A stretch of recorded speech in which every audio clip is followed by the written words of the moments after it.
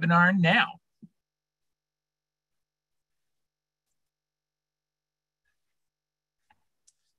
All right, welcome everybody. This is the Division of Real Estate's presentation on the audit process, your guide to real estate commission audits and trust accounting rules. My name is Eddie Rose. I am the team lead supervisor here for the audit group at the Division of Real Estate. And I want to thank everybody for joining us today. I think we have somewhere around 600 people registered for this presentation today, this webinar. So thank you, everybody. Today, it's going to be myself. I also have a team of panelists here that are going to be assisting me. These are generally my investigators and auditors that are on my team. So we have Betsy Meredith, we have Jay McLean, we have Robert Skinner, and we have Marcy Rivera.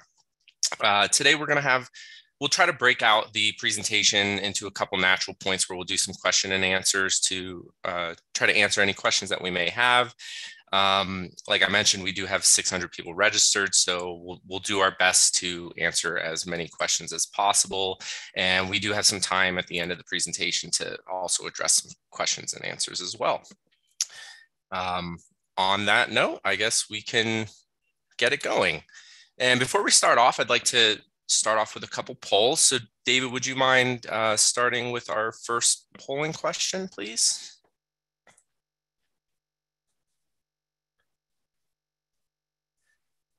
And so our first question is, regarding property management experience, do you already participate in property management services in Colorado?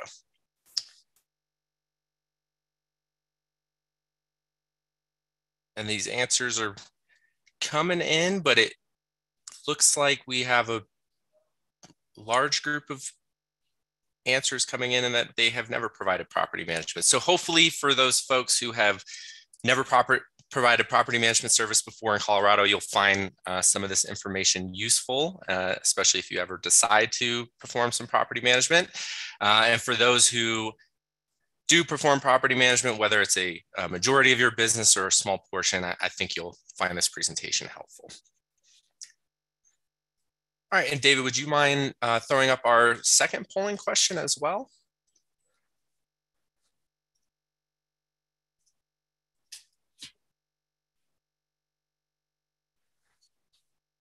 And so our second polling question is in regards to if you've ever been audited by the Division of Real Estate before. And I'm glad to see the answers that are coming in with favorable experience so far, as having excellent experience for those who have had an audit. A couple very negatives.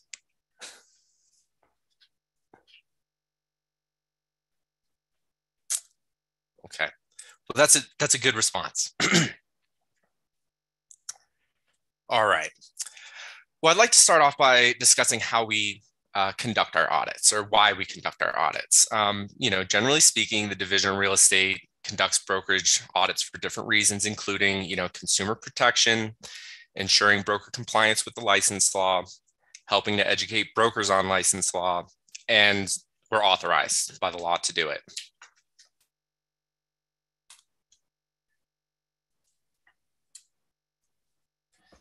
How we select audits, generally we have three different ways that we're going to select an audit.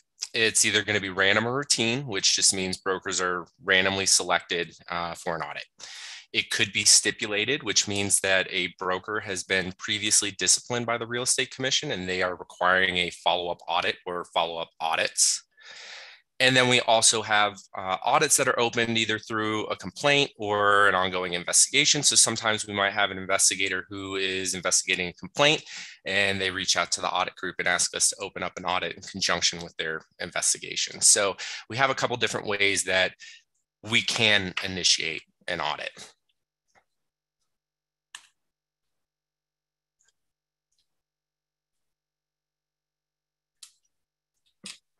So the types of audits that we conduct a couple different types of audits at this point in time. Generally speaking, and the main audits that we are performing are property management and practice audits. So what these include are audits that are open on an employing broker usually, that's an ER license type, and include but are not limited to reviewing property management files, sales transaction files, trust accounts and reconciliations, broker forms and disclosures, errors and omissions insurance, and office policies.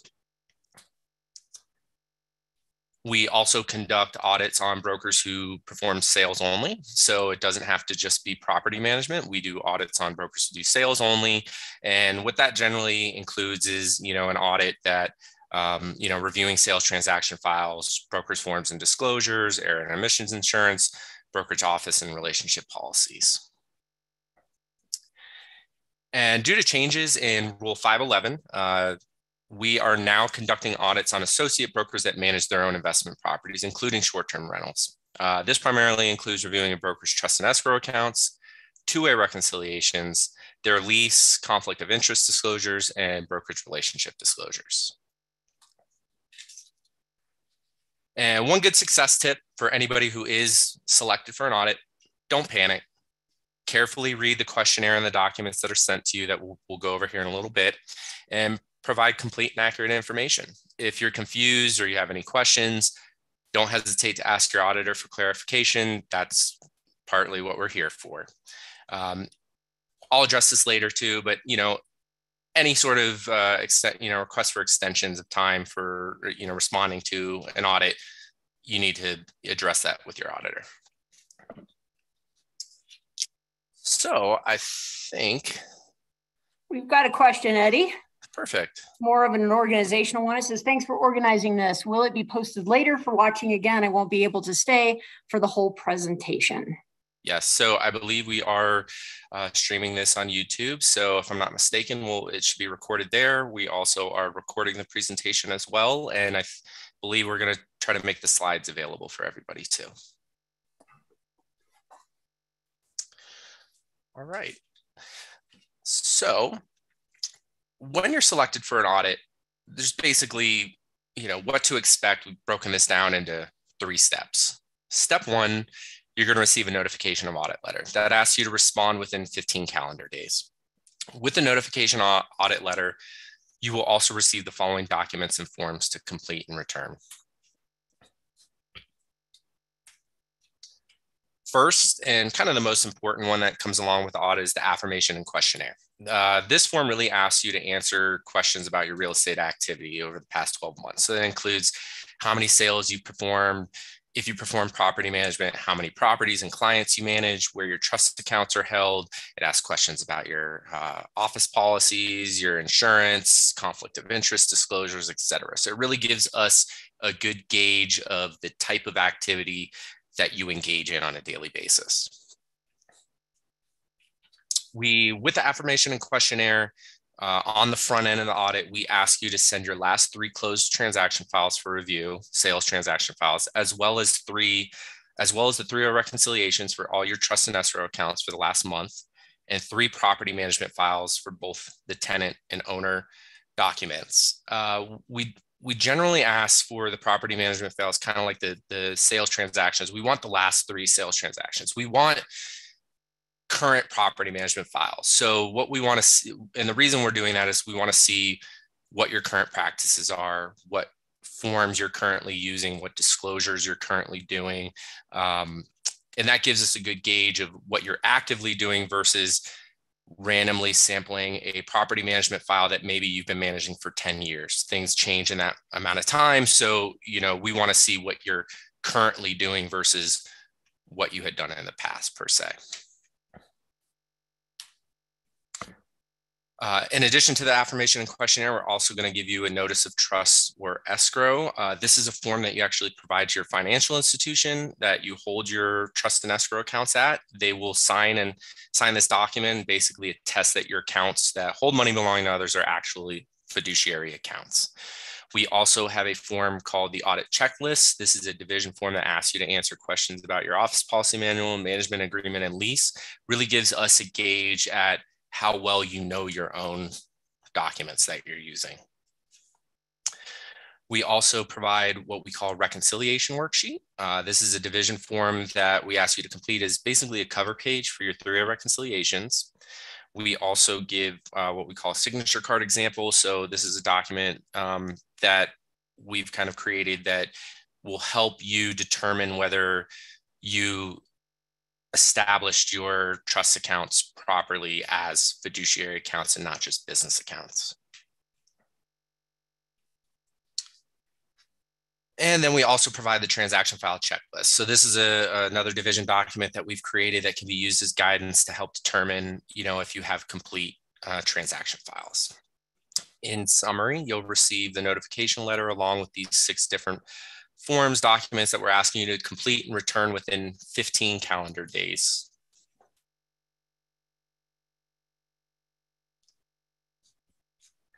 Step 2, after receiving and reviewing responses to the notification letter, including the completed affirmation questionnaire, the audit checklist, your 3 reconciliations and trust account documents, your 3 sales transaction files and property management files, we'll review the documentation, and then we will send what's called a correction letter requesting additional information and or documents and or questions to possible license law violations.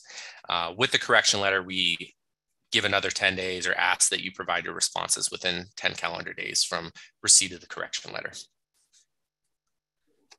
Eddie, it looks like we've got some questions, and I think this is our spot to answer some of them, correct? Actually, let's go through a couple more slides, and then we'll get to these questions. Sounds good. Okay.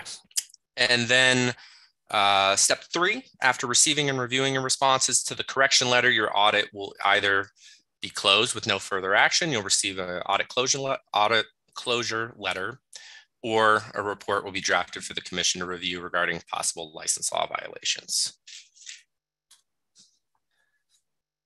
And like I mentioned earlier, any requests for extensions to respond are addressed on a case-by-case basis, and brokers that fail to respond during any part of the process may receive what's called a final notice to comply. So if we're not receiving responses from you or the information that we're requesting, then we might send this letter out to you that gives you one final chance to provide that information. And before we move on to the next part, Betsy, let's go ahead and take a look at the questions that we have. We've got several of them. One was answered. Are the letters sent via mail or email? The audit notification letters, just so everybody can hear the answer. And we have 9 other questions. Yes, so we do send everything electronically. So our main way of communicating would be through email. We're trying not to send things through the mail. It's just a lot easier to do that. We have shared drives that are available as well that we could send the documents through if email is not sufficient. Okay, our next question is, and you can let me know, we have 9 questions. So the bulk of it is what's going to be shared today in terms of the 3-way reconciliation. Next question is, everything is online. What do I provide for PM files? Everything, okay.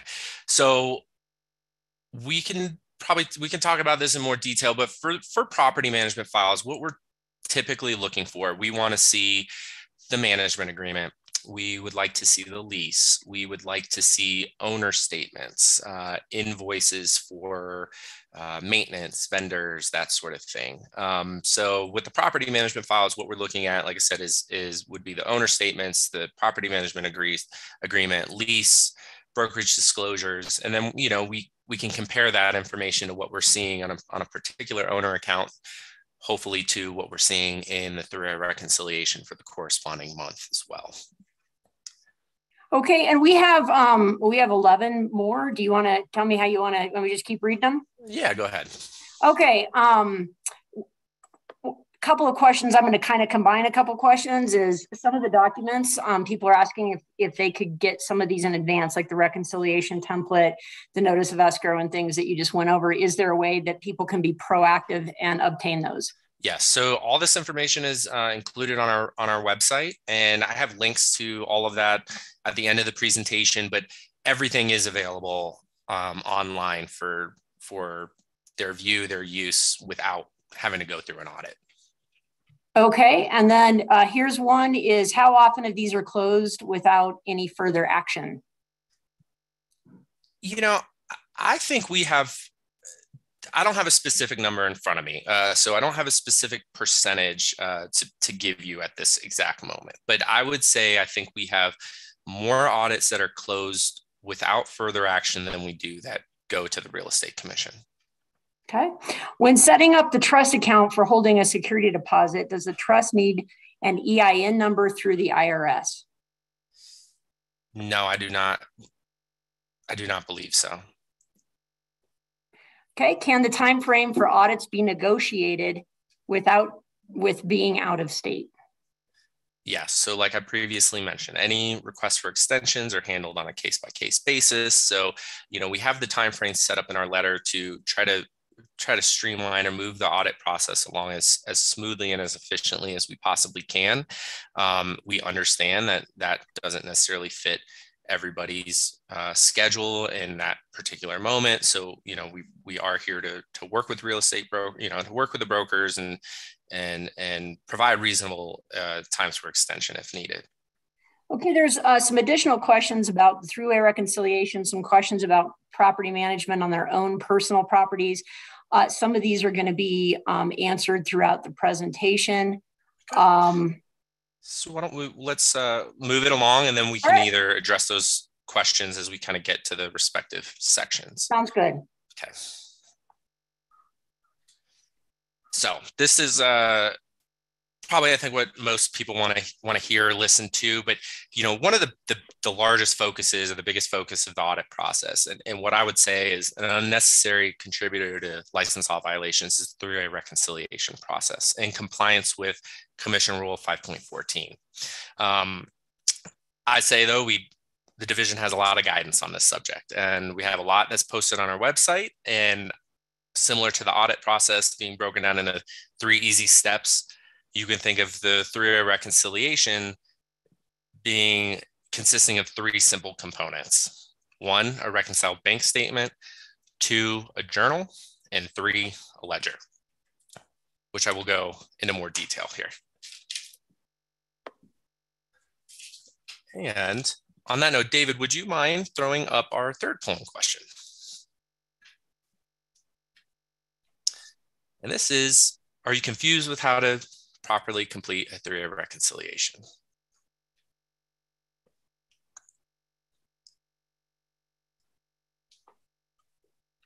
And I would anticipate a somewhat mixed response on this poll.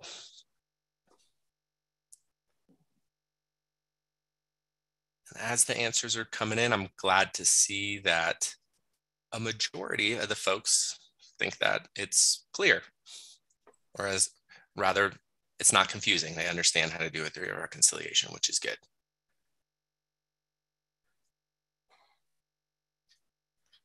Nice even bell curve response there. Okay. All right. Well, like I mentioned, the three-way reconciliation process consists of 3 simple components: a reconciled bank statement, a journal, and a ledger.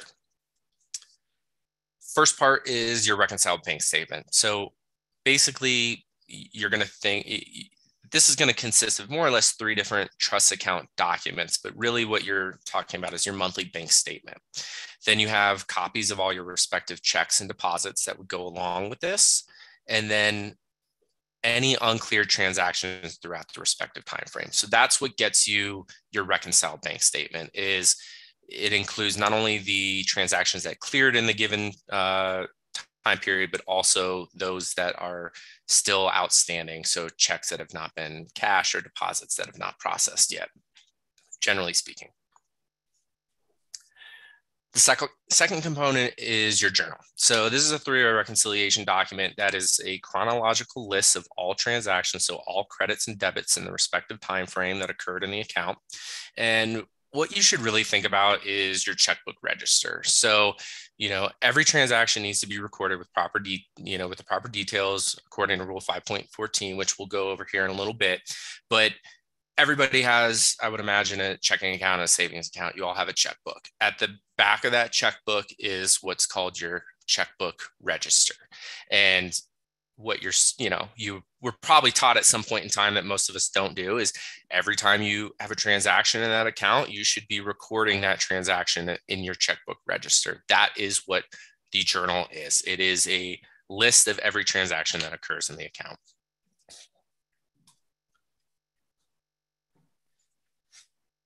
And so this is a copy of, or comes right out of the real estate manual. This is out of Commission Rule 5.14, which addresses record keeping for trust and escrow accounts. And this section of Rule 5.14 is addressing what is required to be in a journal for each journal entry, basically. So for all money belonging to others that's received or dispersed by a broker or brokerage firm, for the journal, for the funds received, you need to include the date of the receipt and deposit, the name of the person giving the money, the name of the person property for which the money was received, the purpose of the receipt, the amount, and a resulting cash balance for the account. And then for funds dispersed, it's basically the same thing. Again, think of your checkbook register. Transaction hits that account, it needs to hit the journal. The third component is the ledger. So this is, and I think this is what probably throws most people off in regards to the reconciliation process. But this is the 3A reconciliation document that is a list of all beneficiaries whose money is held in the trust account as of a specific date with a corresponding account balance. So when you're thinking about security deposit ledger, that's going to be a list of all tenant security deposits. If you're thinking about the owner rental ledger, that is going to be a list of all rental and owner funds.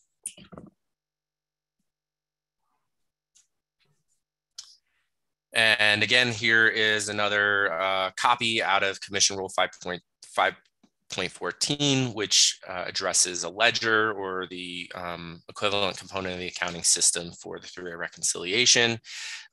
One thing to point out here is no ledger balance is ever allowed to be or to have a negative cash balance. So that's one thing I'll get into in a little bit here that touches on conversion and diversion of funds of others. But that's a huge highlight, and that actually results in a lot of license law violations. And then also with Rule 5.14 and 3A reconciliations, the sum of all ledger balances must agree at all times with the corresponding journal after each transaction has been posted. So again, think of your list of all owner and tenant balances.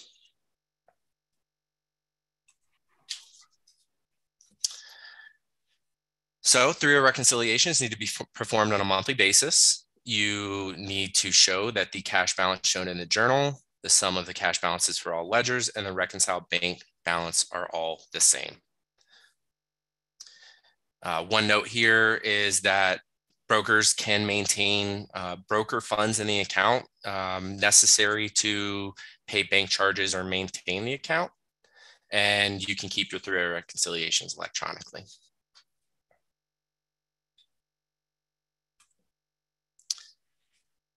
And so quite simply, the 3A reconciliation equation is your reconciled bank statement balance equals your journal balance, which equals your ledger balance. All three must equal, hence the 3A reconciliation. All right, Eddie, we've got 11 questions. Okay. All right, for a single property unit landlord, do they need to create a trust or create a trust escrow bank account for security deposits? Or can a bank simply create an escrow account associated with their business entity, like a checking account, but to designate the funds are not owned by the account owner? This may be something you're going to discuss. Right. So this is going to be brought up in a couple slides here under the new Commission Rule 511, but you're going to have to keep the money in a trust or escrow account. Does CREC offer classes related to 3A reconciliation? We personally do not, but there are certainly continuing education course providers that do. We have a lot of guidance on our website, like I previously mentioned, and we'll share links to the website and the different guidance that we have. But the Colorado Real Estate Commission or the Division of Real Estate they don't necessarily do the courses themselves. There's a question in here about the three-way recon and Appfolio specifically, and is that sufficient? I think you're going to cover that here in a few minutes. Yes, so we are also going to address that as well, but I believe the answer to that is no. Okay. What are the penalties for not complying, and are there any exceptions for not complying timely? So we are also going to address that later in the presentation as well in regards to possible license discipline. Okay, does it have to be a bank statement, or can it be a record from your bank account? My bank statements don't always come on the last day of the month. That's when I do my recons. So I guess I'm a little bit confused on that question. I you know, in the current age and day that we're living in, most people I think have the ability to pull some sort of on demand or statement as of that particular day. We understand that not all bank cycles go through a month end, so you don't have to do your reconciliation as of month end. Typically it is done that way, but we have seen brokers that do it as of their banking cycle, which maybe ends on the 15th of the month. So I don't necessarily know what the question was in regards to another bank record, but I would imagine you can pull a bank statement as of a specific day if needed. Okay, how many audits are done per year? So that varies, but we have increased the amount of audits we've done year over year since I have stepped into the team lead role. This past year, I think, so for 2022, I think we opened somewhere around 250 audits over the year. Okay. Are paying vendors through PayPal and Venmo acceptable if it links to your escrow account? Same question, but regarding rent payments received from tenants through Venmo or PayPal. I do not believe we have any restrictions on that. We've come across, we've been seeing that happen more frequently. Okay. Are audits subject to your business bank account if you do not do property management? So if you're referring to just kind of like your brokerage account that you receive your commissions in, then no. What we're auditing are bank accounts that you are holding money belonging to others in. Okay. Can I schedule someone to take a look at my three-way recons to make sure I'm doing it correctly? Not with us. So, and I say that jokingly.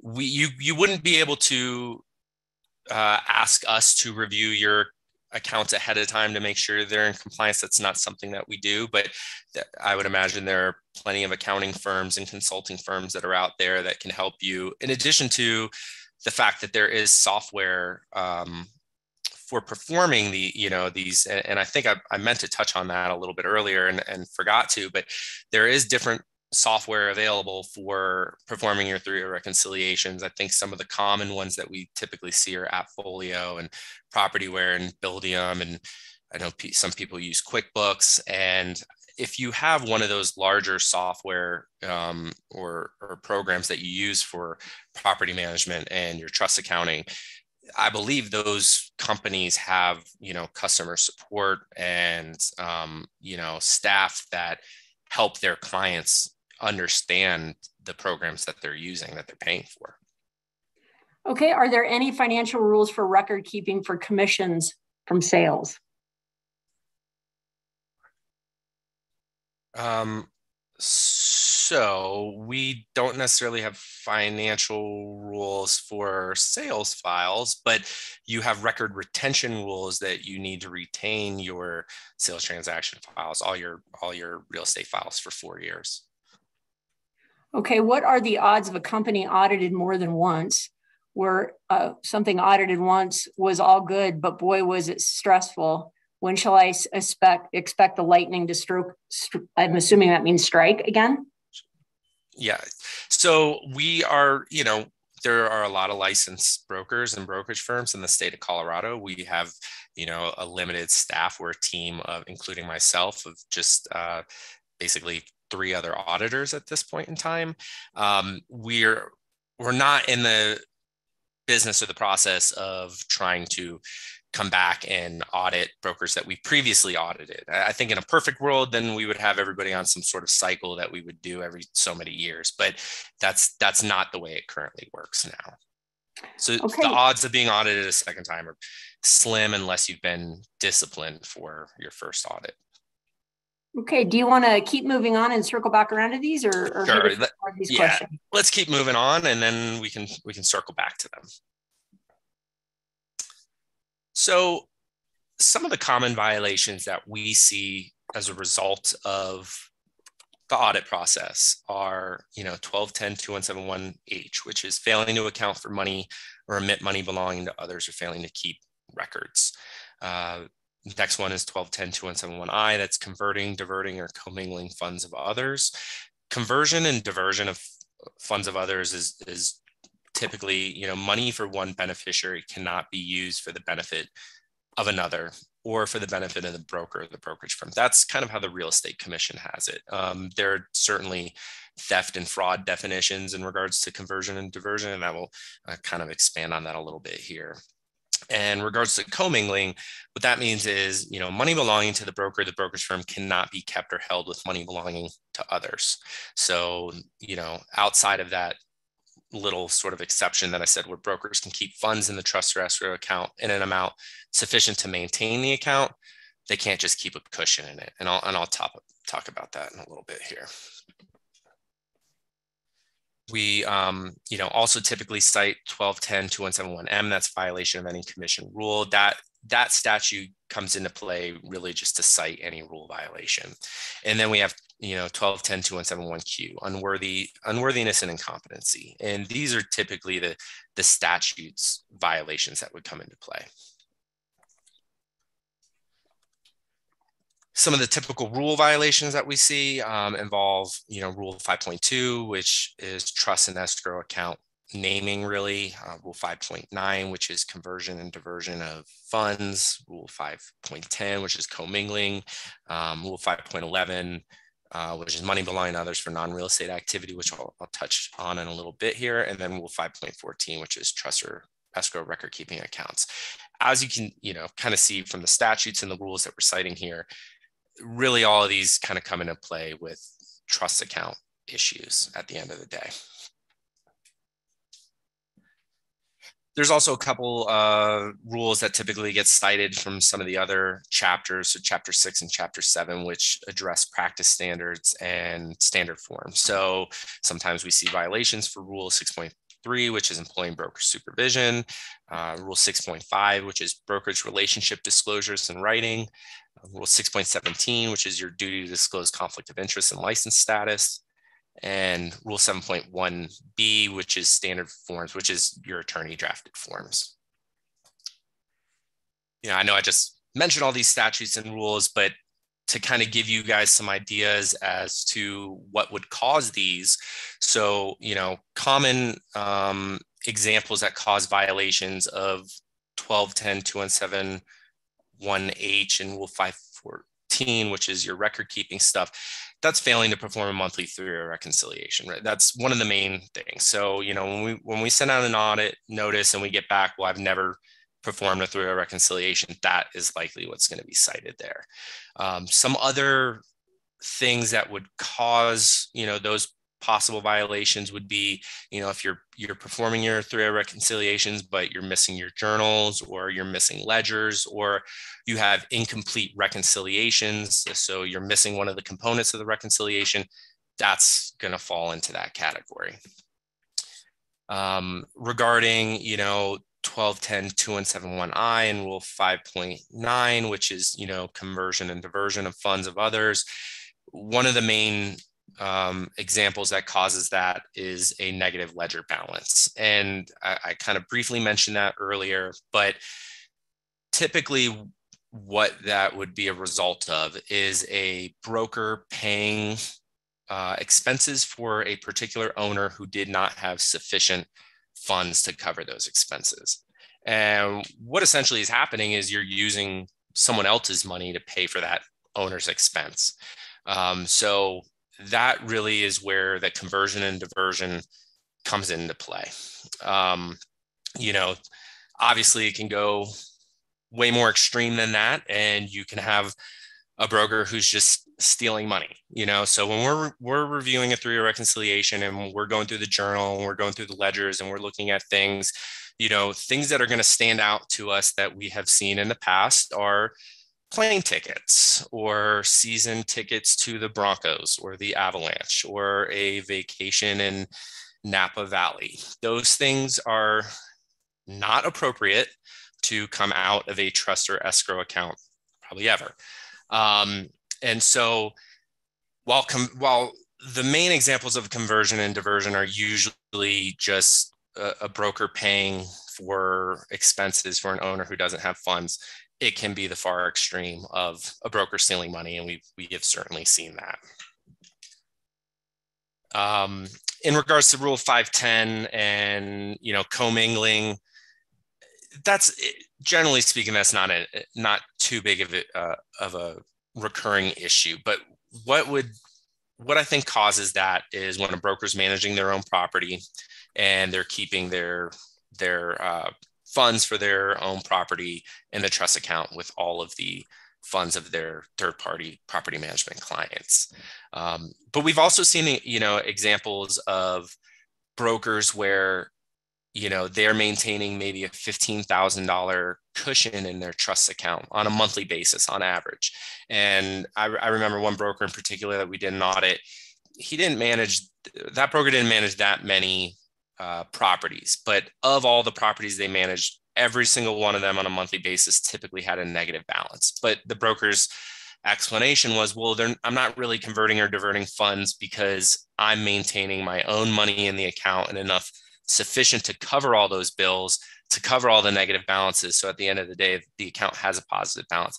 That's not appropriate. And that would be a license law violation if we saw something like that. So generally speaking, you know, when we say you can have money sufficient enough to cover the balance, you know, you need to be able to show to us and provide to us, the account makes me maintain, you know, $1,000 minimum balance, or I have X amount in bank charges each month, so that's why I keep this money in here to cover these bank charges. There has to be some sort of justification for the amount of money that's in there. It can't just be, well, I'm keeping it in there to cover whatever I need.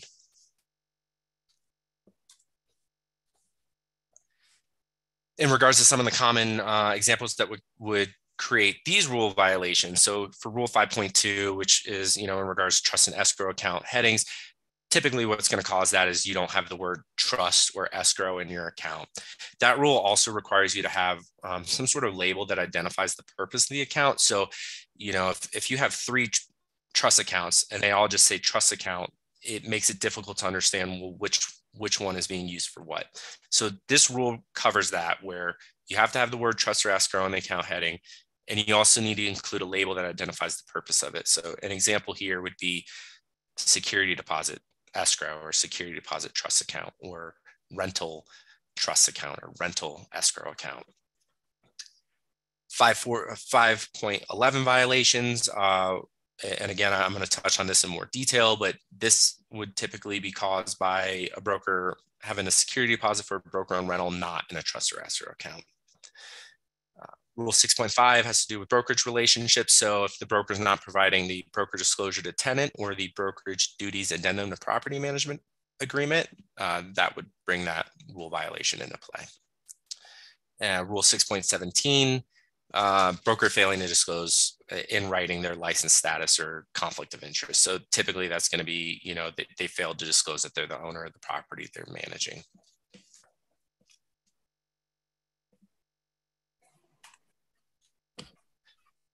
And I think this is probably another good point to answer some questions, Betsy. Yeah, we've got 14 more. There was a couple from the last set that we didn't get answered that I went ahead and answered, just so everybody knows. When would they get the questionnaire? If they would get the questionnaire via electronic, if they are selected for an audit. We're not sending questionnaires to everybody. So those were 2 that I answered from the last set. Here are the new ones. What is required if the brokerage does not have any trust accounts? I'm assuming that that's a question about audit requirements. So I guess I would need more information on that question. Is it they don't have trust accounts and they're supposed to, or they don't have trust accounts because they don't hold money belonging to others? So I would kind of need more information on that. Okay. Can you explain the difference in how escrow accounts work if bank accounts are open under property name and not the landlord? Escrow accounts work if bank accounts are opened under the property name and not the landlord. Maybe I'm confused on the question. Is that a matter of, it's the owner of the property is the one that's on the account versus the property manager? So it's not really that the property management's holding money belonging to others, they're allowing the owner to hold the money belonging to others? Or is it just the way they label their accounts? I guess I would maybe need some more information. It would all, I guess, that. Depend on who's actually technically holding the money, the landlord or the property manager. Okay. Right. How long should PM files be kept? So record retention law requires you to maintain them for 4 years. Okay. What is the precise difference between conversion and diversion?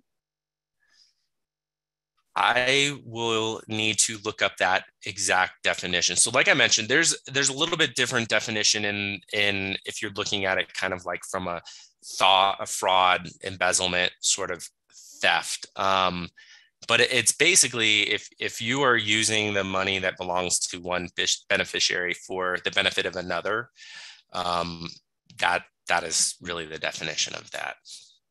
Okay. You are converting the funds of one to another, or diverting the funds of one to another. Okay. This next one about William's title, I don't believe we can answer that one. I will let you. I don't know the answer to that anyways, regardless. Okay. Do I need a management agreement if I own all the properties that I manage? Doesn't say anything about percentage ownership in here. Right. So percentage ownership definitely comes into play a little bit. If you're the sole owner of all the properties that you're managing, that we wouldn't really have an expectation that you're going to have a management agreement with yourself. But if there's other owners on that property, it is probably not only should you be doing it, but I think we would likely require it. Brokers, you have a higher standard to those that don't have a license. So if you have other owners in the property, it's best to have written contracts in place with all the parties. Okay. I'm a sole proprietor, don't do any property management, and submit all monies received from clients to a title company. Am I subject to any of this compliance? No. So I believe what they are referring to would be like a sales transaction where their client, they're representing a buyer and they have, $5,000 earnest money check and it goes straight to the title company. The broker is not holding money belonging to others. So no. Okay. Is it a violation? We see this often in our audits. Is it a violation to deposit one check written for total of security deposit plus first month rent into the operating account and then transfer the security deposit into the fiduciary trust?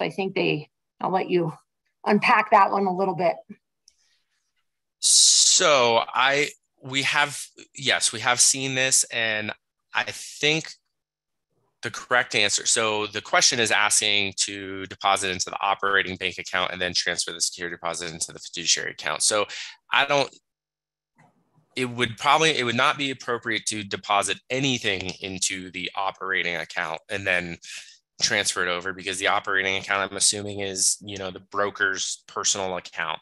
I would imagine, I think what is being asked is it okay to deposit that money in the rental trust account first and then transfer the security deposit over the security deposit account? That would be appropriate. Yeah, that's what I was thinking it said too. Okay, we haven't had any tenants since the winter of 2019 when we started rehabbing the rental and COVID delayed even getting contractors. We will be finished by this summer and would like to know if we need to have a trust account prior to having any tenants, or if this is something that can be set up when we have actual deposits coming in. We may elect to sell instead of taking in tenants. You don't need to establish the trust account ahead of time. So I guess you could do that all at once. It certainly would probably make it easier if you were intending on having a tenant to set up the account, and that way that deposit and the transition is much more smoothly than trying to take that money directly to the bank and opening up an account with those funds. Okay, we have 18 more questions. Do you want to keep going or wait till the end? What would you like to do? Let's answer a couple more, and then we'll move through and we'll, try to wrap up the rest at the end. Okay, I have 2 trust accounts for rent and for security deposit. The online SD payments come in the rent account. How soon should I transfer the funds into the security deposit account, or can they stay in the rent trust account? No, so we do have a specific rule that says you have to have a separate trust account for rental proceeds and for security deposits. So as I previously mentioned, there wouldn't be unacceptable if the money's automatically transferred into the rent account, but you need to transfer the security deposit over the security deposit account timely. And we also have statutes that talk about depositing money belonging to others, the time frames for depositing money belonging to others. I think those typically relate to an associate broker working for an employing broker, but I'd have to go back and double check and make sure I'm giving this specific answer. But as soon as possible would probably be the best answer. But I would imagine within 3 to 5 days. Okay. When new title companies opened, are they monitored at all? We don't regulate title companies. Okay. This next one, I believe somebody was answering another individual's question. How do you determine if a realtor actually owns and manage their own rental property? Well, basically, how do we flush out broker-owned properties? So it's part of our audit process. We are asking, typically the way these audits, these new broker-owned property management audits are open is we start with an employing broker. And we're asking, if they're supervising associate brokers, we're asking them, does anybody do property management? Do you allow brokers who manage their own properties to do it outside of the brokerage firm? Or are you doing it within the brokerage firm? That's kind of one of the first steps, and we'll talk about that here in a little bit.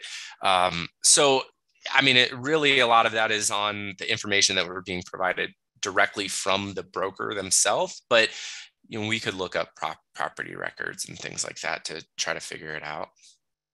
Okay, keep going, or a few more. Okay, yeah, let's do a couple more. Okay. What if you have a business credit card and use it to pay for a repair for the owners and then bill them? So we see this quite frequently. I believe this is allowed. You need to be good with your accounting and your record keeping and making sure that you are properly documenting that. The division has a rule on a broker advancing funds to others that really should be followed, I think, more appropriately. I think when you start bringing a credit card into play, there's a lot of different things you could really like take it down that route. But one thing I think about is, does your credit card that you're using to pay for these bills earn any sort of rewards or points or miles that could be considered as undisclosed compensation, right? Those are things that you should be considering when you're using a business credit card to pay for expenses on behalf of an owner.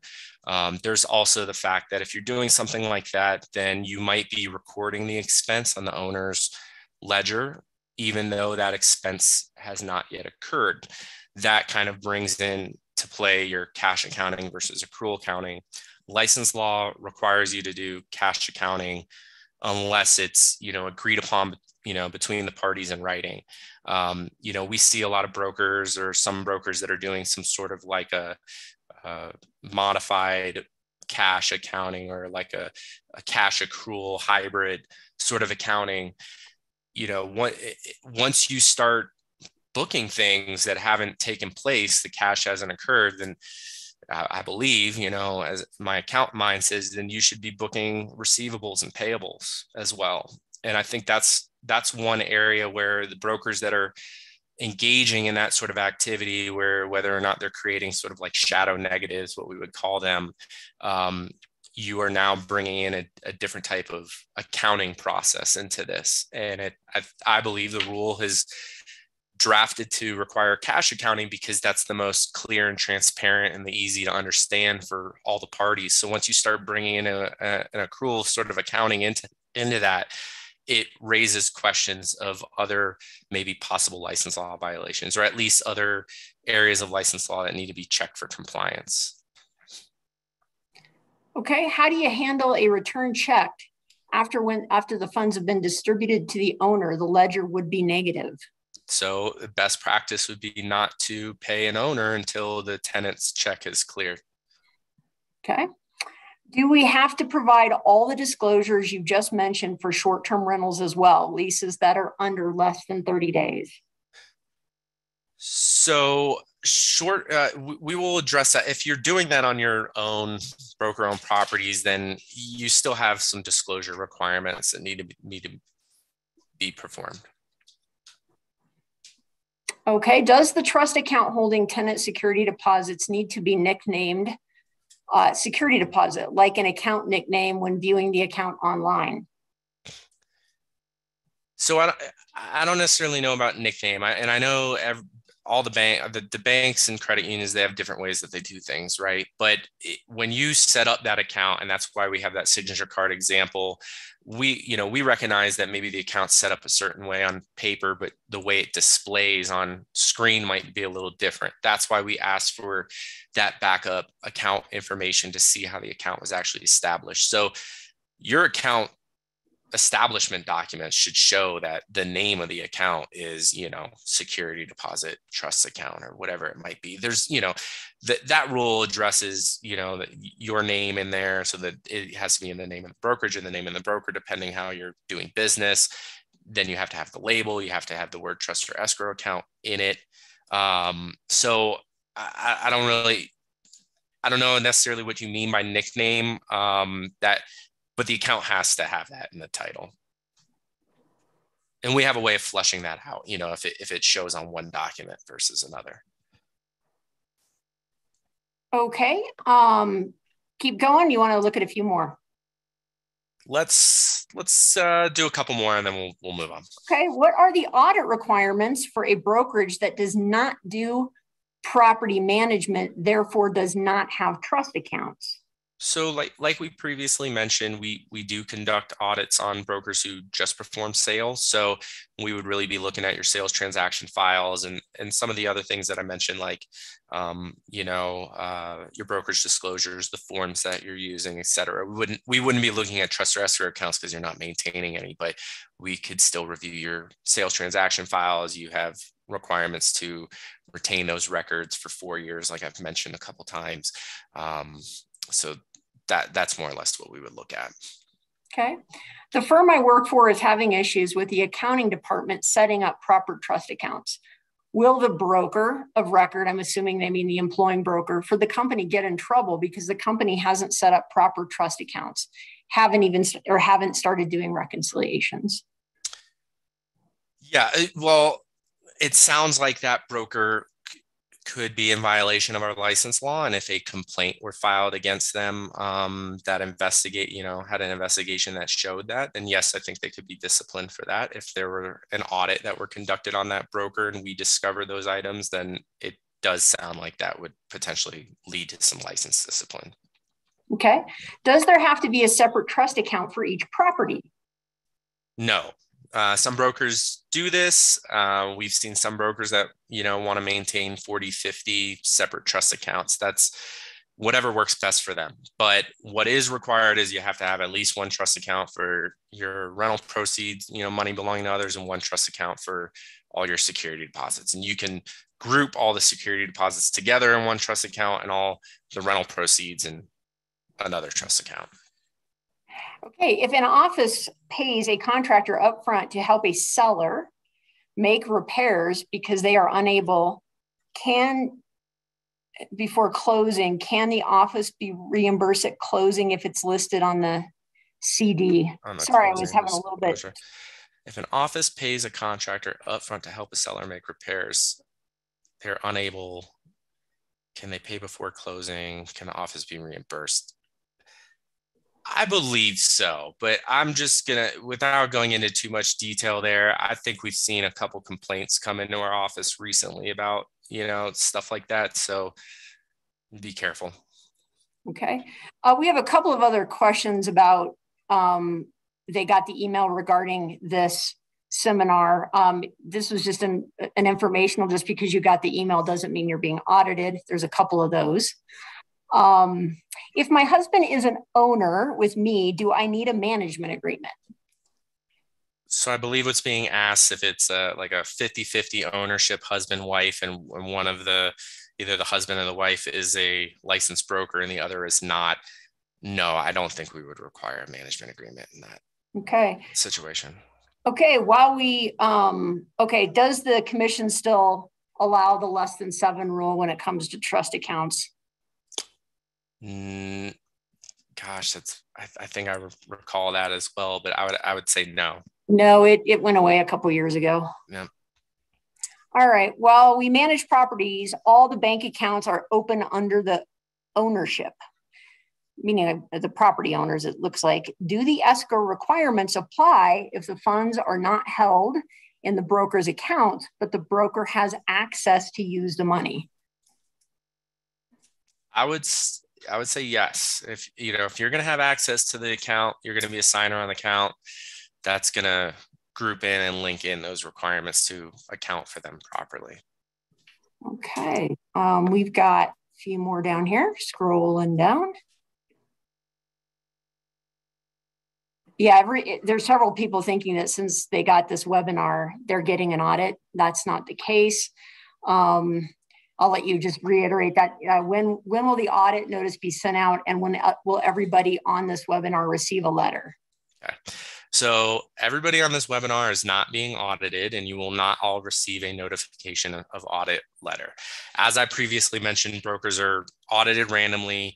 We have 3 auditors right now, so they only have so much of a caseload they can have. So we're not going to audit all 351 folks, certainly at the same time.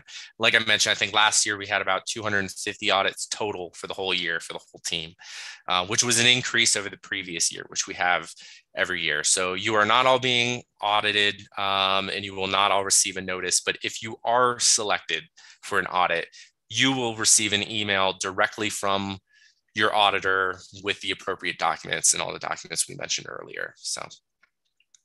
Okay, rent money once received is not shared money once received because it is now your money. Security money is always shared, correct? I'm not sure what they mean by shared, but. Yeah, I'm not exactly sure what they mean on there as well. Okay. And we might want to, let's move forward and we'll try to address more questions here at the end. Sounds good. Okay.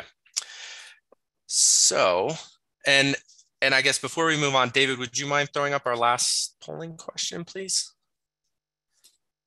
So since we're going to start getting into new commission rule on money belonging to others for deposit by a broker for non-real estate brokerage services, how many folks here manage their, property they own outside of the brokerage?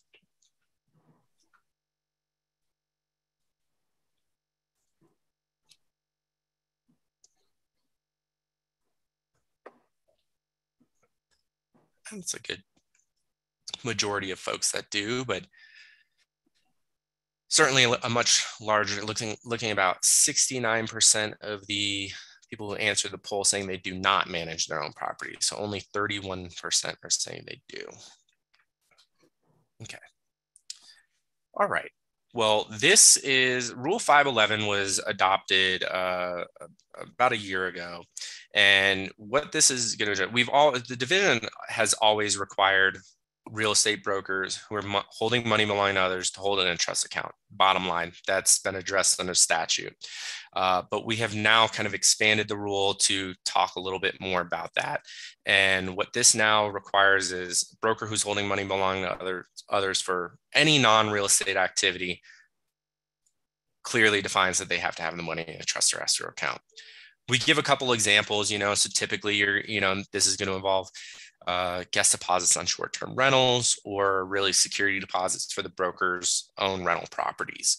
But it also includes, the definition talks about, deposits from a buyer when the broker is acting as a builder, as well as, kind of the catch-all, any other non-real estate brokerage service. So if you're a real estate broker and you have a kid on a little league team and you're the coach and you create a bank account for that team for their travel or whatever it is, and you're the one holding it, it needs to be in a trust or escrow account. So that other non-real estate brokerage service kind of catches that.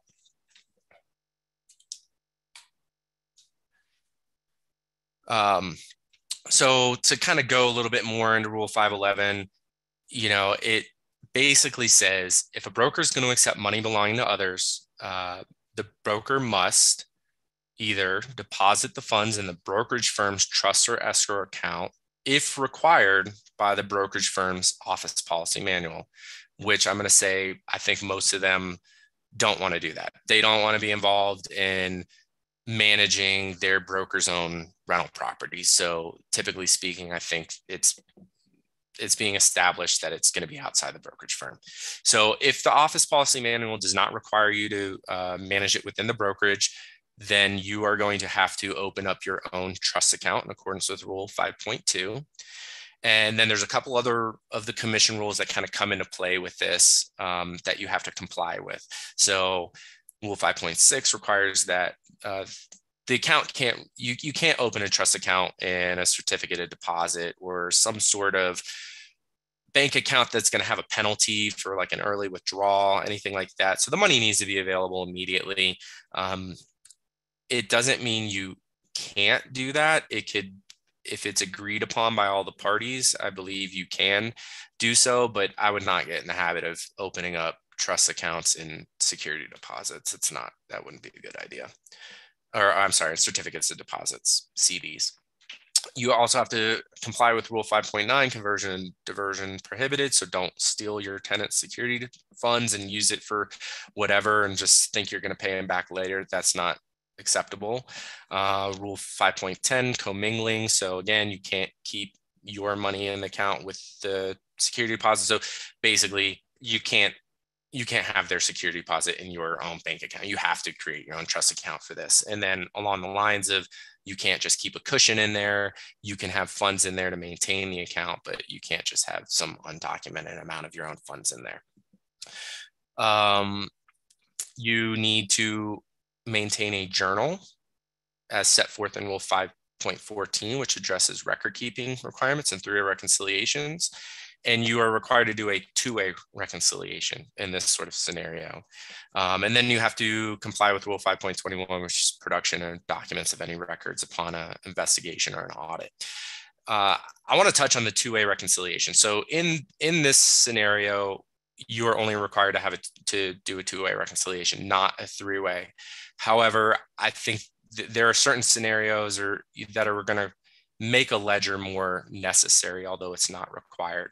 If you just have one rental property with one security deposit, you likely don't, the use of a ledger is probably not that important. But if you have multiple properties or multiple security deposits or multiple beneficiaries that you're holding money for, you're likely going to want to have some sort of ledger that goes along with your reconciliations, although not required, because you're going to need to have some way to know whose money you're holding. And that would be done with the ledger.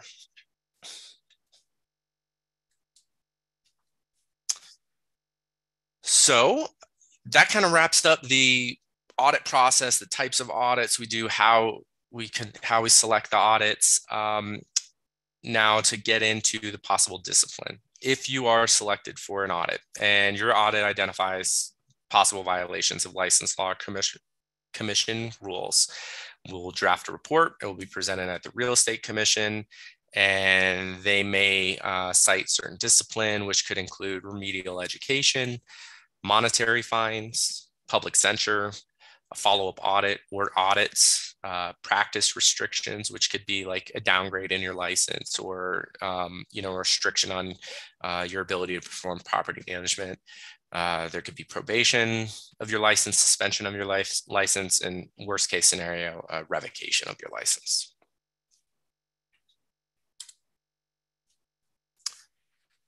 And like I mentioned, we have a lot of resources. This is not all inclusive. I would encourage brokers to take the time and, go on our website and look at all the different things that we have available. But, I put the link for our main website up here. We have, a broker practice guidance page on there, which includes a lot of the things I mentioned. So, we have a list of the banks that have previously confirmed with us they offer trust or escrow accounts. That's where we have our notice of escrow document, our trust account signature card example, some frequently asked questions on money belonging to others for non-real estate brokerage services. All the three-way reconciliation resources are on there. There's a link to a YouTube video that was done quite a few years ago by the audit team, addressing three-way reconciliations. We have all the broker contracts and forms, all the commission-approved forms are on our website. We have our real estate manual, all the rules, all the commission position statements. So everything that you need to be in compliance with our laws are on our website. And I didn't specifically include the link here for the real estate manual, but you can find that through our division website. And, there's some extra chapters in the real estate manual that provide a lot of additional guidance for brokers who are performing property management. So, there's chapter 21, which I believe addresses escrow records. And we also have chapter 22 in the real estate manual, which addresses property management and leases. Also, what I didn't put on here is, we have a survey result that we have at the end. What I discovered, it was only on our audit completion letter, which after, going through this and figuring that out, what I realized is only brokers who have had a successfully completed audit would have received that link for the survey.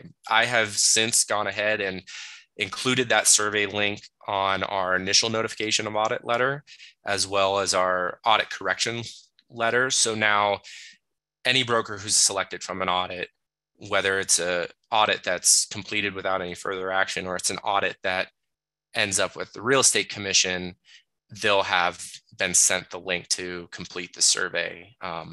So that is basically all I have to say on the audit process. And so I've included my email here, my phone number.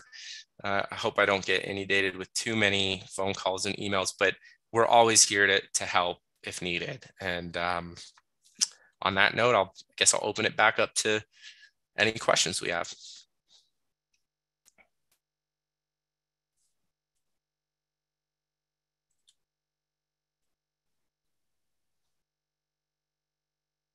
All right, Betsy, you there? Can you hear me? That was weird. So yeah, we have 25 questions. So I'm just going to read them one at a time and we'll go from there. Okay. Sounds good. And right. we schedule this from 10 to 1. We don't anticipate to being here till 1 o'clock, but we'll try to answer as many questions as we can. All right. There's a few more about, are they going to get audited as a result of this webinar? I think we've covered that. I'll open it up to anybody. If you want to be audited by us, just send me an email. We'll go ahead and get you started. But the plan was, we are not auditing all. It looks like we have 317 folks left in the presentation right now. So that was not the point of this. Okay. So in the past, when we had tenants, we would have a security deposit and a last month rent and described as a last month rent as part of our lease agreement. Is the last month rent considered as part of the security and kept in the trust account, or is that considered as part of the rents and kept in the general account? That's a good question. And I've had somebody ask me that more recently, and they were doing it in a very specific way. I think it would come down to how are those funds were refundable in a particular way. If they're not refundable in any way, then I think it would be appropriate to have the last month's rent as in the rental trust account versus security deposit trust account. If that money belongs to the owner and there's no, recourse on that or the ability to get a refund on that, then I think it would be appropriate to go in the rental account. Okay. My wife and I own 2 rentals and 2 others with her parents 50-50. And my wife and I manage the 4 of them ourselves. Would 2 separate deposit trust accounts and 2 separate rent expense accounts be required in this case? No. So I believe the answer is no. And it is because the licensed broker is managing all 4 of these properties. If they have one trust account set up for the rents and one trust account set up for the security deposit. Now, I believe there was a nuance in that one because they're 50-50 owners with the parents. And so rewinding my answer to that, and I would have to see this, on paper, but I believe because the broker has 2 properties they own with their wife, and then they're managing 2 properties that the parents own, if I understood that correctly, there may be the need for 2 rental accounts, one for I guess it would be 1 rental account that would have the money belonging to the parents' properties, and then 1 security deposit account that would have all the security deposits. But what I'm getting at is the broker needs to be careful for commingling. They don't want to have their money in an account with money belonging to others. So if they have properties with these kind of various ownerships, it might be good to have a rental account for the money belonging to the parents, a rental account for all the security deposits, and then whatever the rental money for the 2 that the husband and wife own, they could put that right into their own checking account. That doesn't matter. Okay. Are we going to get a copy of these slides? I do believe we will make these slides available. Okay.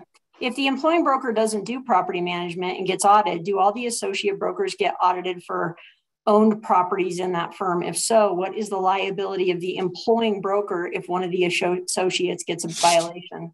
So if the employing broker's office policy manual requires that their associate brokers do it outside the brokerage firm, then there's going to be little, if any, that the broker would be responsible for. To answer the question as to whether we would audit all the broker, it depends.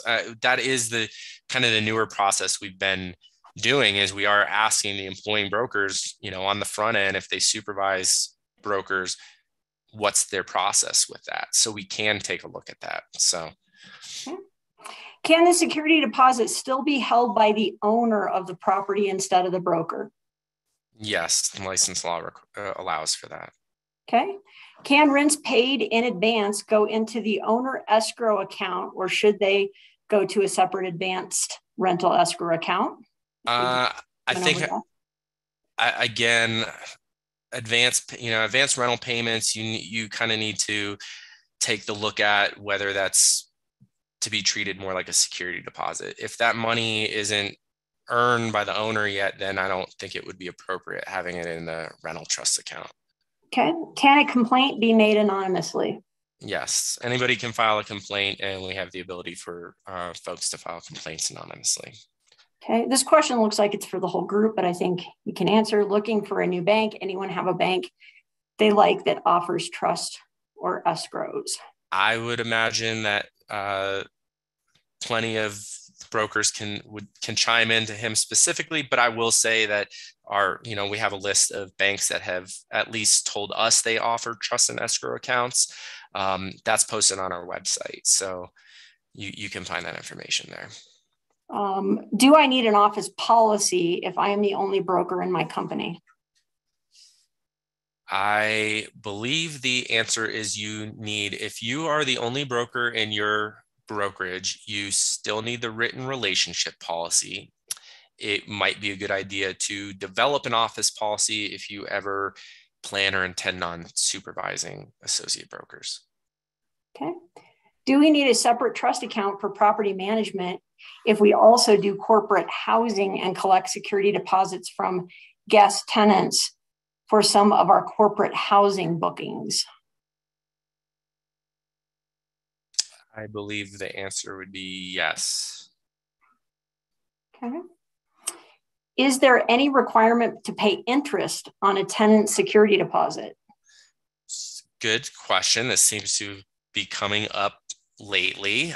So there are certain, so the Real Estate Commission, in the manual, they have addressed the fact that interest earned on a security deposit does not belong to the broker or the brokerage firm unless agreed to in writing between the parties. So I think this, to answer the question specifically, no, it belongs to the tenant.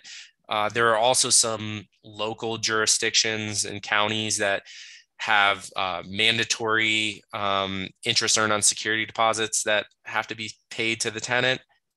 So you just want to make sure that you're aware of, where the property is located. If there is some sort of local jurisdiction that requires some sort of statutory rate of interest paid on a security deposit, just kind of be aware of those. Boulder's one county in particular that I can think of, but your lease and your property management agreements should address interest earned on security deposits or the trust accounts and what's going to be done with the interest. We see a lot of brokers maybe have the account set up where the account is earning some interest. And let's all be honest here. Like, we know that the interest on savings deposits right now is pretty insignificant. So it's not like we're talking about large dollars here, but a lot of brokers who have a interest earning security deposit trust account, the money goes to Carhoff. You still have to disclose in your lease that that's what you're going to be doing, and your property management as well. I think from the commission standpoint, in regards to, if you're doing this for a third party, property management client, it could be viewed as undisclosed compensation. So. Okay. There's a lot of confusion about requirements for companies who operate a short-term rental business with respect to licensing and trust account requirements. There are a lot of people providing short-term rental property managements who do not have a license and think it's not required for short-term rentals.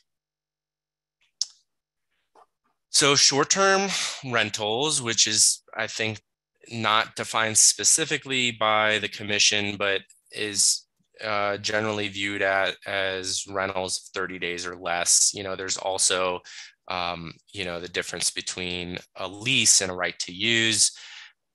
Short-term rentals are generally considered, that's non-real estate activity. So you could, in theory, not have a real estate license and conduct short-term rentals. But if you do have a real estate license, then your requirements to comply with our license laws come into play. Okay, can we hold funds from the property owner for emergency repairs in the rent trust account? Yes. Okay.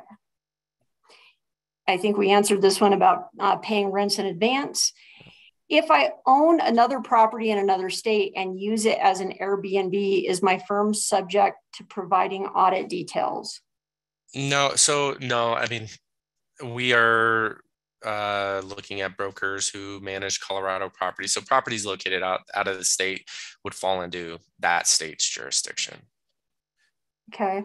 If we receive a notice of audit but do not perform property management, is there a way to communicate that immediately to audit department? I think you answered that. We don't audit just property managers.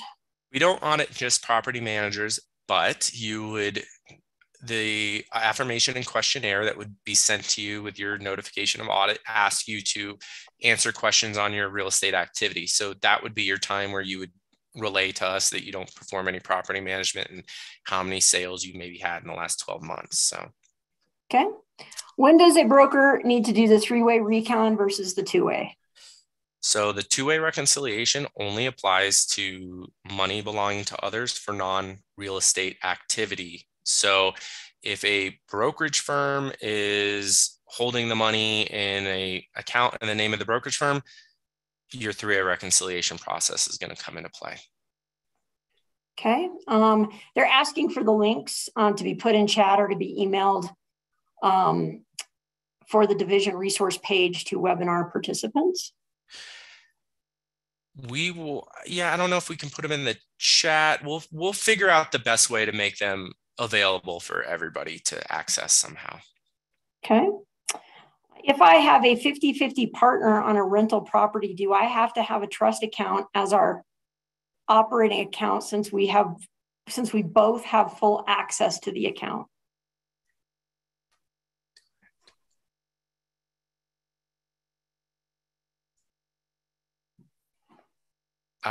So I believe the question is saying if I own a property 50-50 with a business partner, do I have to have a trust account? Yeah, generally speaking, yes, unless you wanted to allow let's say the business partner doesn't have a license. If they want to hold the money for, the tenant, they can do that. But if the licensee is tied to that bank account, it's going to bring in these requirements. Yeah, I think the key there to that question is they both have full access to the account. Okay. Do records for closed sales transactions be provided digitally, or can they be provided in hard copy or scanned? All of the above. So you can, if you're maintaining them digitally, you can email them to us. If you have them hard copies and you want to scan them, that's appropriate. It's a lot less often these days that we receive physical paper files when we're doing our audits and our investigations. Okay. So is our firm in the pool to be randomly picked because they got the Zoom invite? I think we've answered that multiple times. If you would like to be, just send me a direct email. We'll get it going. All right. Do you have any recommendations for banks that will set up a real estate trust account? Right. And so we've addressed this. We can't specifically, and we can't endorse a specific financial institution, but there are quite a few in the state that, state institutions themselves that offer those processes. Okay. Yeah. Is there continuing ed credit for this? If so, how much? That's a good question. I don't know. I don't think so. I don't believe so. Yeah, we already answered about the links. What disclosure needs to be done to the tenant for a broker disclosure on their own property that is a short-term rental when being managed by a different short-term rental manager? Well, okay. I'm just going to kind of give an example. Like if it's Airbnb, let's say you're using Airbnb to manage your property, then you're having a third party provide that service for you. So I believe that the disclosure requirements would be waived at that point. All right. So what is the website page? Some of them about links people working on. Okay. When will the notice of audit go out? Again, if you'd like to be audited, just let us know and we'll get you on the list. Yeah, I'm skipping down to the ones that we've already answered or that aren't, people just chatting. Do you audit other rental properties in other states if the agent owns property in several states? I think you just covered that. Yes. No, we do not. Okay. We know, and Eddie, I'm reading these live too. I've been trying to screen. We know a PM firm is required to have a policy manual ICA for its agents and an owner management agreement with the property owner. Is there also a requirement for a manual describing our particular management procedures, how we do things, etc.? Somebody just clicked, I think, on one of the questions I lost where I was reading. Something disappeared there. Sorry. Sorry. Yeah, I lost the question. Oh, sorry. So I think the question was mentioning that the brokerage firm needs an office policy manual, a brokerage relationship policy, that need property management agreements. That's what I was hearing. So my apologies if we lost your question. So I guess let's move on. I got a message from Marcia that we can start wrapping this up. Okay. So let's give maybe, 5 more minutes. We'll answer questions and then we're going to call this quits. Okay. I'm going to scroll down and see if there's something in here. Can I hold deposits for post-occupancy agreements in my escrow account? Yes, I believe so. If you are going to be the one designated to hold that money, then it would need to be in a trust or escrow account. I'm just thinking how I personally dealt with the post-occupancy agreement myself, and I believe once we got to that part of the transaction, the brokers got out of it. They didn't want to be holding the money. It was between the two parties to deal with that. So I mean, if you as a licensed broker want to hold money for a post occupancy agreement, then I think that would be fine, but you would have to have it in a trust or escrow account. Here's one that we actually run into quite a bit. I think it circles back to one of your slides. What is the rules on advancing from funds from the broker to a landlord, the rental owner? So I don't have the manual in front of me, but I believe that is addressed under Rule 5.10, which also addresses commingling of funds. And what that is basically saying is that a broker can, advance funds to, a property owner, or I guess a tenant. I don't know why a tenant would need it, but let's just say a property owner under, the requirements of 510. So you need to account for it.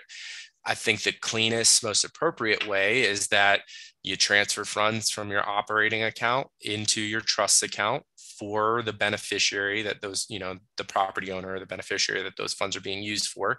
You have to account for it that way. And then you get paid back accordingly. That by doing it that way, you're bringing in the cash accounting, to keep it sort of clean and all in compliance with that. Someone had previously mentioned, can they use a business credit card or that sort of thing? And I had touched on that and the nuances with that. Yeah, we've got 40 more questions. So I don't know if you want to wrap this up or what you would like to do. Sure. Let's pick like two more. I see some of these are, asking, silly things about if the Broncos are going to make the playoffs next year. I suspect the answer to that is no. But if there's another good one or two property management questions, let's try to answer those. And then I'm trying to, we got that one. Yeah, okay, so here's one that we've been running into a lot about the disclosures to tenants on broker zones. Do we need to notify tenants on our own properties that we are licensed brokers, and if so, why? Yes. So we have, in addition to Rule 511, which addresses holding the money belonging to others for these, we have position statements, commission position statements that also address this. And so you are going to have kind of two disclosure requirements there. You would be providing the brokerage disclosure to tenant form to them, which lets them know you are not representing them in any sort of capacity, they're a customer to you. And the form doesn't necessarily fit that scenario perfectly, but it's what we are requiring of the brokers to do. And then your other disclosure is to comply with Rule 6.17, which addresses conflict of interest and license status. So and that rule says either in the lease or, I think a concurrent writing to the lease, something in regards to that, you need to put in writing, your any known conflict of interest. So that would likely be, that you're the owner of the property. It's not really sufficient to say you're the landlord of the property because someone could be the landlord, not the owner. So it's usually best to say, you have some sort of ownership interest in the property and you're a licensed real estate broker in the state of Colorado. Okay, you want to do some more? Let's do one more and we'll wrap it up at about 11:30 here. Okay, I'm managing a couple of family-owned properties that I own 25.14% of the properties, and have the renters paying rent directly to the owner's business bank account. The only monies owned by others that are held by brokerage firm are the security deposits held in escrow. Otherwise, the rents are sent via ACH by the renters to the owner's bank account. How would this affect reconciliation requirements? It sounds like that particular individual would only have a security deposit account to reconcile. What they're doing with the rental fund sounds appropriate, and you wouldn't need to reconcile those funds because it's not money belonging to others. You're not holding money belonging to others. Okay, I think we got a good reflection of a lot of the questions that we run into out there answered today. Yes, and my apologies to everyone who had a specific question. If we didn't get the opportunity or chance to answer it, my apologies. But you know, my information's here, so if you want to reach out to us and there's something we can assist with, we'll do our best to. And on that note, I appreciate everyone's time and thank you for joining us today.